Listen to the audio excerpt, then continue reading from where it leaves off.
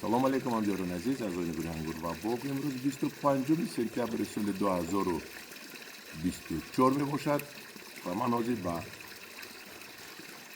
شما نشان میدم یک چند نمود انگورهایی که در حول و باغ ما می روید. این یک قسمتش است و با آنها خاراکتریستیک میگم یک قسم آنها نوآوری است، نوینک است.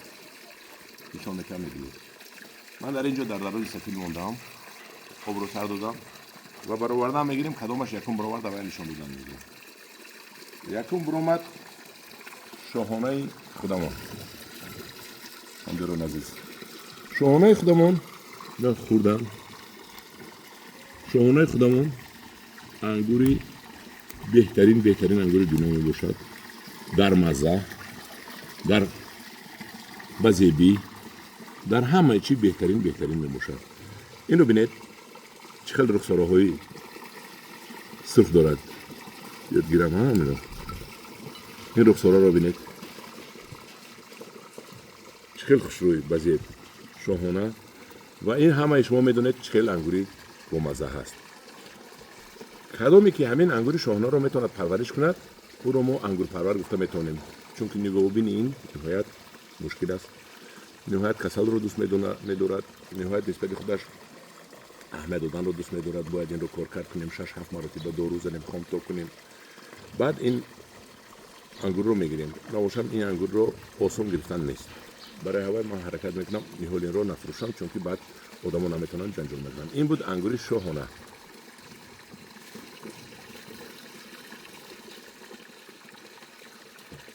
دیگه میمونه چیزی بیاد در دستمون، چیزی بیاد. نه این نکن وای اومد. چی میگن؟ نوگانی، نوینکه. این همین سال بستگی. این کشمش است. نامش رو نمیدونم، نامش رو خیلی تاجیکستان میمونیم. ها نبینید بازی بر میکشیم همین کشمش رو. باید اول شاهانه رو برکشیم برای که همین کشمش رو با شاهانه ما تفاوتیم. ها یک کلونش گیریم. نه کلون رو به چوب گرفتم که ولی دشنا میکنم که تو چوب قطعی میگم کلونش هم هست.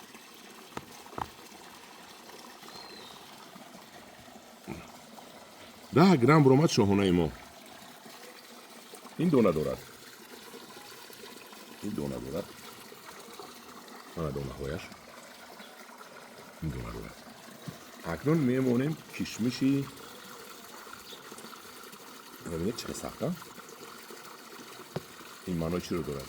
این یعنی که این کشمش خارجی است. این ترانسپورتابل نیست. این تو خود امریکا، انتارکتیک شمالی به کجا میرود. این میستد در یخدان هم میستد. چندین ماه خوب کنید شاهانه بسیار نمیستد. همین انگوری محلیمون بسیار نمیستد. انا این رو ما نمیدونم. اینو میکنیم.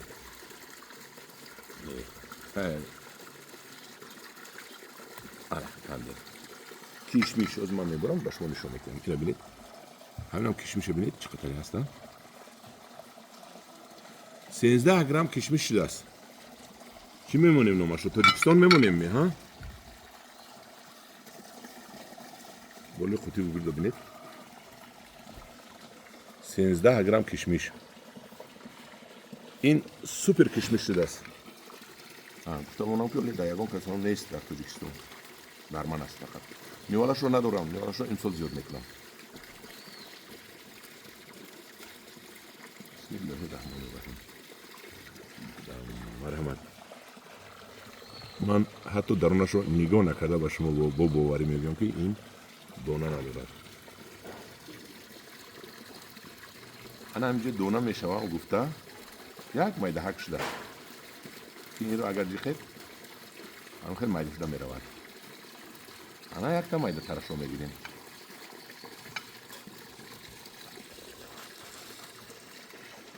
هشت گرم. این چند گرم بود؟ این 13 گرم بود. اینش رو میبریم. مرحبا. دونم میشوم هم ندارد. اون کشمشی درجه عالی. و اکنون ما یکش رو این رو خدا نشان میتونم. او رو شما خوردگی هستید. این رو من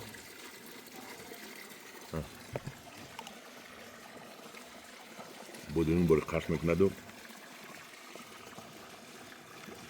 چنان شیرین شده است که راحت میکنید. کشمش تاجیکستان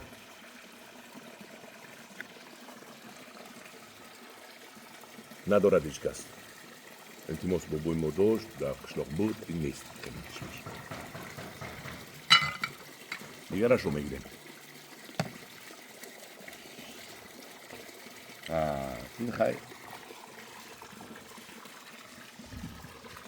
انگوری نامداری اواتر برآمد.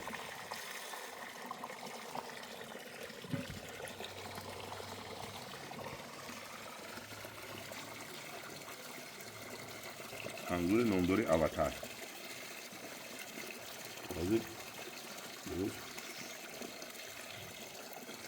نرمش بسیار اواتر حلقه در خونه من تمام شده است.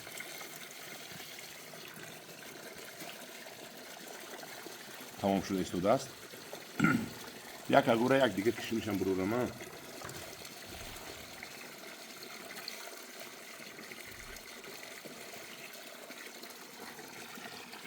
کی میگوید این کشمیش است؟ نه همه میگوید که هی حسینی چی دیگه که خودمون نه این کشمیش است. حاضر بچه هر دین رو بروردم ما چین میکنیم. اواتر رو میگیریم. من این کشمیش است. از این مویزی بین و هر خوب کرده میشود. ولی هم نپخته است. بینید من این سرخه کاشه بینید ولی هم نپخته است. وقتی که پخت انخی سیب سیاه میشود. دیدید تو آخرش سیاه میشود. این پختگی ولی هم رو چین کنیم کنی ها چند سانتی متر شده است اواتریمون.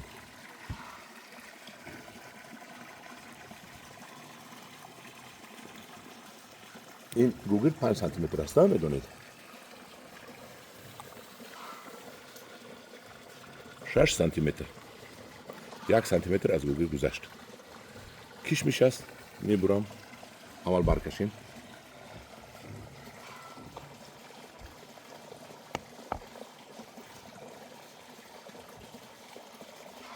نه گرم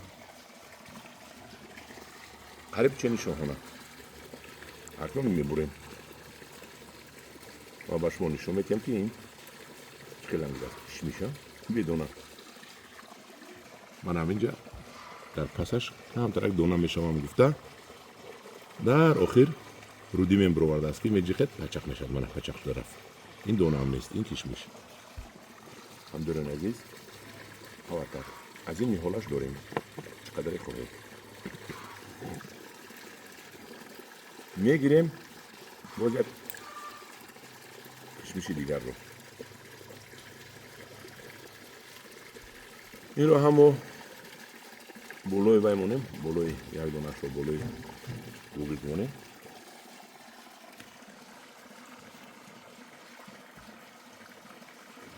4 سانتی متر قریب چنین گوگل. این هم درازش می شود. اینش درازتر بوده است. این ولی درخت میده هست. این درخت خنک زدگی بود. این رو همو بریده نشان کنیم به شما. داخلش رو که دانه ندارد.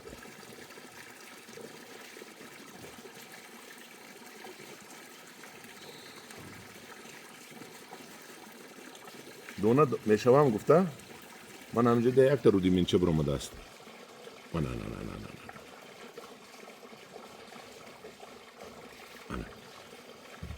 این رو اگر گیریم من مایده شده رفت. دیگرش رو گیرم بریم.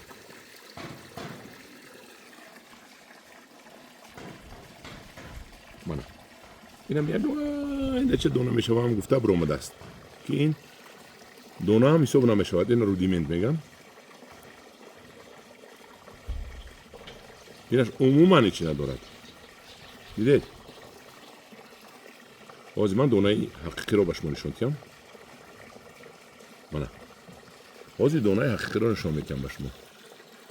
من دونه حقیقی ببینید این قدر کلان کلان میشود. دیدید این از شاهانه بود. انا این رودیمنتی همین داخل همین که این دونه حساب نمیرود. اینا نامش را کنچه نمونیم. کشمیش. از این نیهولا هست پیوندی. 150 تا پیوند کردیم. به نهایت شیرین شده است.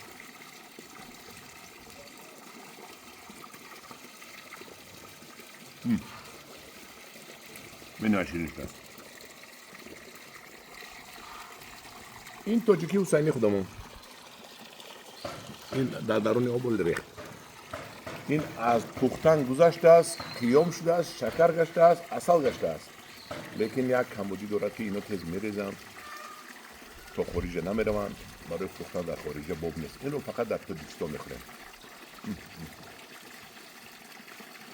با نان گرم خورید.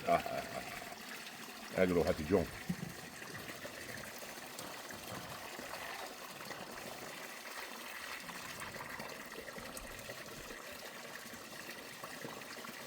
گرفتیم انگور پهلوان رو.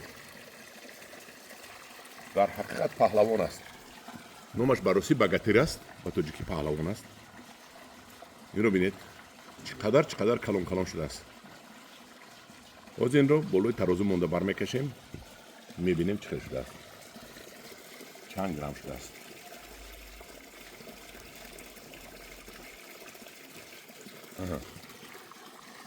یک تجربه نمی‌کنیم.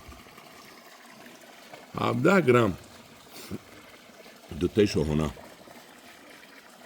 دوتر شاهانه مگر 33 گرم. حاضر میبریم درونش رو. این بوی مزه آلو دارد. درونش دانه دارد. لیکن انگوری گوشتی یک تاین را یک مرتبه نه 2 مرتبه میگذید. انگوری با مزه.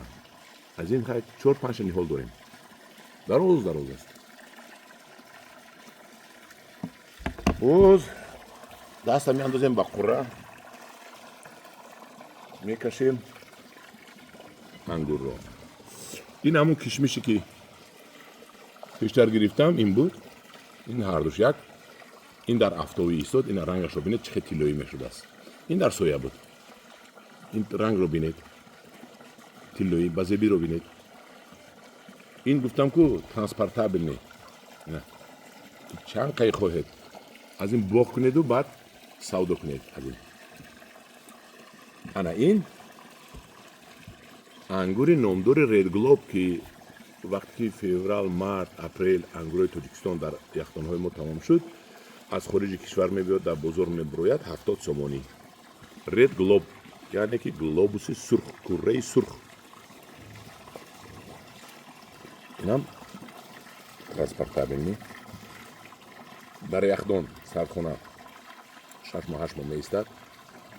کندنش قیم کنه و میمونیم بالای تراز. اولی مایده است. از این کلان نشست و من خوشه کلان بود نچیندم. گفتم ایستد.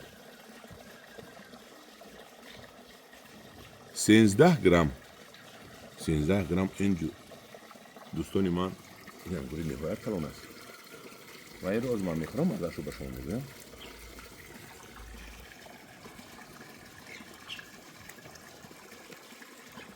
دانه دارد و مزه آلو میکنه. این بود کره سرخ، گلوبوس سرخ. این رو باید بار دیگه نشان دهم. این رو بگید. ذوق میکنه این انگور رو بگید. با که دست اندازم چی میبیاد در دست ما. آنا این اسکار. این هم انگوری نو، انگوری بازیب. یک تا شما نمیکنید. 13 گرم برآمد. این بازیبیش رو بینید. یک میبینید. یک بار از نزدیک ببینید.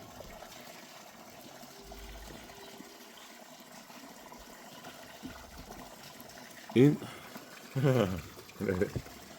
چوچک بوری نه گوده کمی مکان. مانند با همون چوچکی گوده کمی مکان. دانه دارد.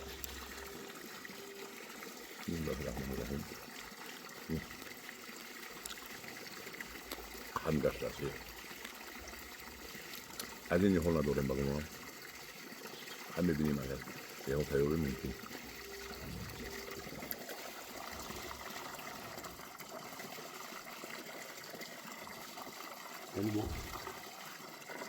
یکی گرفتم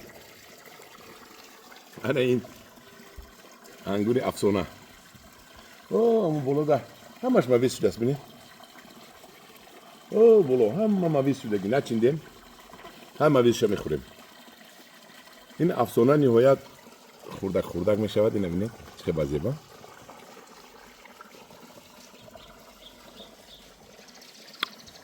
سه گرم رو اومد خیلی میده ها کشمیش بدونه این با مزه با مزه شده است و اگر در طور رشیستد اون هم خیلی مویز میشد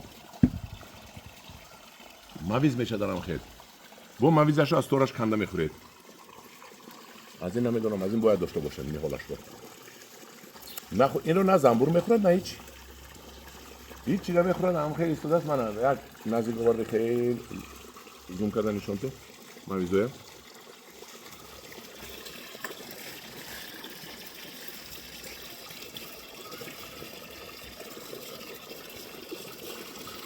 اینا انا همین هالووین افسانه هالووین هم میگن افسانه هم میگن درازش رو بینیم درازش رو بینیم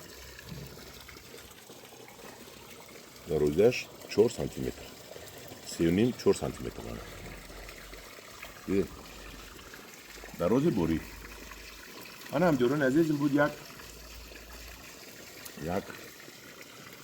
ترجمه حول انگورها برای شما کدامش رو گفتم نهالش رو داریم کدامش رو نداریم خیلی بینیم خیلی ماه دکبر شود هم دوران عزیز در خانه هایتون انگور پدری کنید جوانها پدر و مادرتون رو خرسند کنید انگورهای بامزه پیش بالای میز بالای دسترخوان مونید خورم پدر و مادران شما با امید پسر کلام کردگی هستند جوان مردها و دو پدر و مادر رو گیرید در پناه خدا باشدم دوران عزیز این بود یک نواری از یک قسم انگورهای حولی من با نگهبان شما باشد